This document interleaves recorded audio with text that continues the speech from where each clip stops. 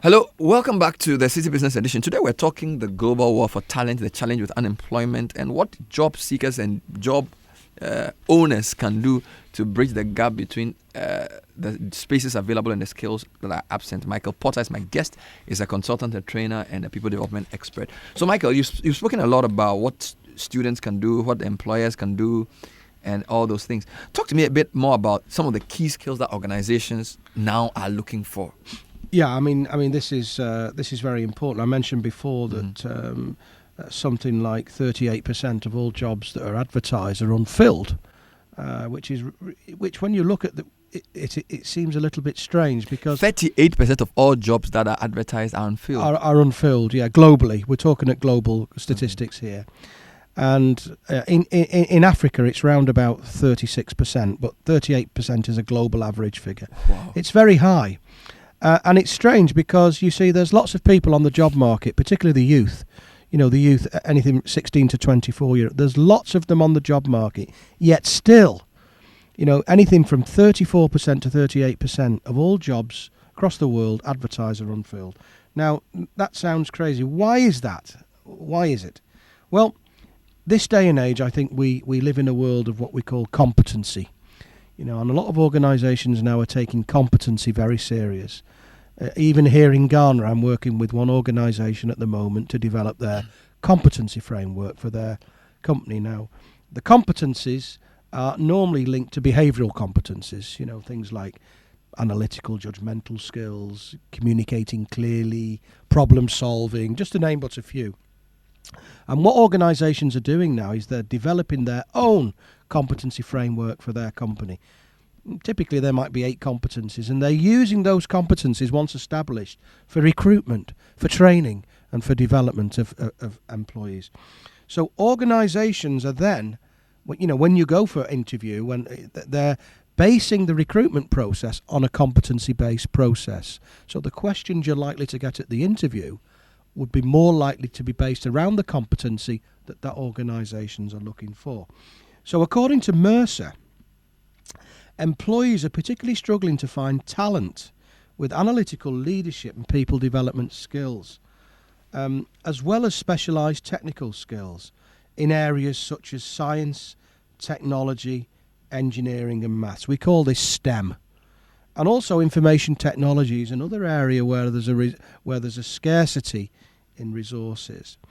And interestingly enough, another survey undertaken by the Manpower Group also identifies skilled trade workers. Professions like chefs, bakers, butchers, mechanics, and electricians as top of the hardest vacancies for employees to fill. And that's quite interesting. These are skilled people, providing a quality service. The most frequent soft skill deficits on a global level are lack of professionalism, lack of enthusiasm, lack of motivation, and lack of a learning mindset. Again, this is according to the survey. It's not to me. You see, without these skills, the vast amount of graduate population in today's world are deemed unemployable. So, wow, unemployable. Yeah, because this is what organisations are looking for. So are the academic institutions, are the graduates themselves spending enough time becoming professional, becoming enthusiastic, becoming motivated, and with an eagerness to learn and develop? Some people are like a sponge. They can't get enough education and knowledge. They welcome it, but other people maybe not so right. Not the same. So I'll go again about I'll reinforce what I said earlier. Attitude is very important. I think if you're going for interview, whatever you do in your life, you have to have the right attitude to get on. You have to be flexible. You've got to be adaptable, and you've got to be able to see things through. A completer finisher. That's what organisations are looking for. People who take responsibility, not offload, but people who see things through till the end. people with a can-do attitude. People who can create, people who've got initiative, and people who can look for opportunities. And the other thing I should say is, for young people in particular, or anybody out there, consider being an entrepreneur yourself. If the job market isn't opening its door for you, and you have enough skills and abilities, do it yourself. I opted out of the corporate role myself at the age of 34, relatively young. I spent 18 years working in the corporate life, and I decided when I was in my early 30s that life was not for me. So I'd always wanted to be an entrepreneur. I'd always wanted to set up my own business. And I felt as though my organisation, albeit I was in a very good job, well paid, I just wasn't utilising my skills. I was put into a little box, and there was skills that I had that I wasn't given the opportunity to use.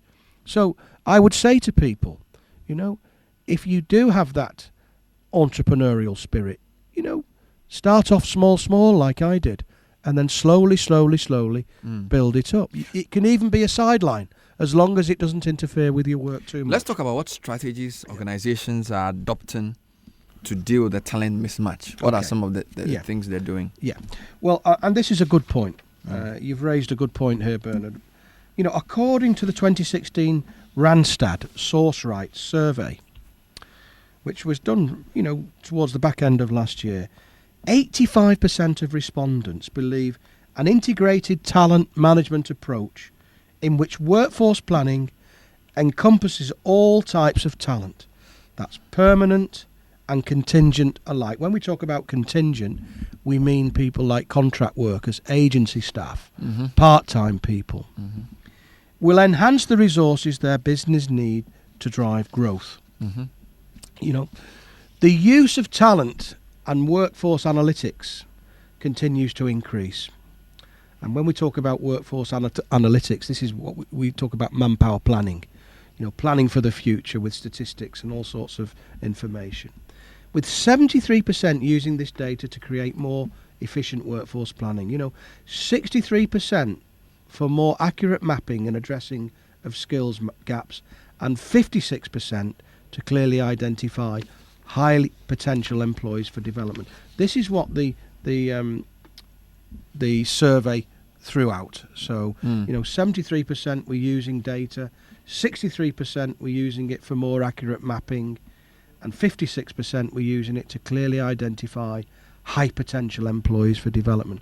So the use of manpower planning, succession planning, talent management within organisations is very important. Identifying who your key talents are. Not necessarily all young people, but at the entry level, at the middle manager level, at the senior manager level, and at the executive level. Okay. Let's end by looking into the future. So if you look into the next 5 to 10 years, what are some of the biggest trends that will impact the future of work? We're just crept into 2017 now, so the next 5 years will take us into 2022. Isn't time going quickly? But according to 2016 Randstad Source Rights survey, these were the top responses, Bernard, and there were actually 3 of them. So let me quickly go through these. Well, the first one was the need to create a greater flexible working options to attract mobile talent. That's 85%. Even the way of working over the next 5 to 10 years will change. There's a lot more people now working from home than there was ever before. You look at the problem with traffic. Accra has a typical example of traffic. Getting to work can take you an hour, maybe more. Getting home can take you the same, maybe more. Why do we have to go in an office? Can we not work from home and do the same thing? Okay. So there's all these things. But you see, the younger people in today's world, they're more mobile.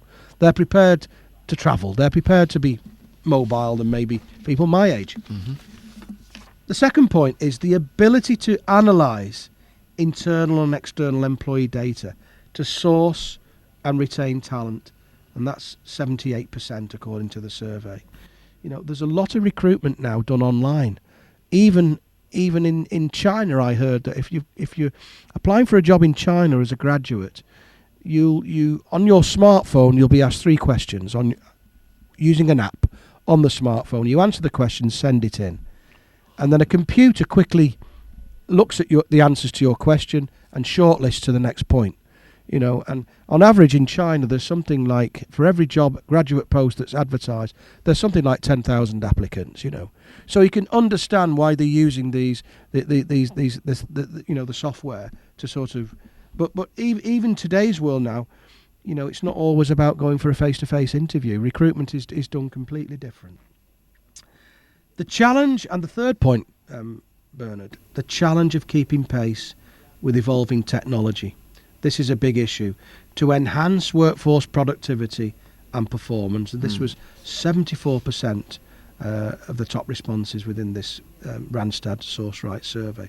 So these are 3 of the key points. So it's not really all gloom and doom. There's some hope. There are strategies that can be used to both on a personal side and an organizational side to deal with this. Finally, so how can people get in touch? I know you're in Ghana doing some things. Are you doing any workshops or stuff like that? Yeah, I'm doing some workshops this time. I'm working with 1 or 2 companies, in-house mainly. But next Monday I've got a career counselling session where I'm doing one-to-one sessions with people who can book my time for an hour. And we talk about their career, we look at their CV, and we see how we can help them, maybe through their career and give them some advice.